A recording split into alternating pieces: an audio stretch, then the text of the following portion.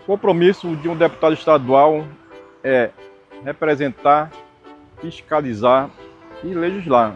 Então vou mostrar para vocês o que nós temos feito, tanto no âmbito da fiscalização e também no âmbito de representar o eleitor propondo leis, fazendo requerimentos indicativos. Vamos lá ver. Um valor de quase 3 milhões de reais.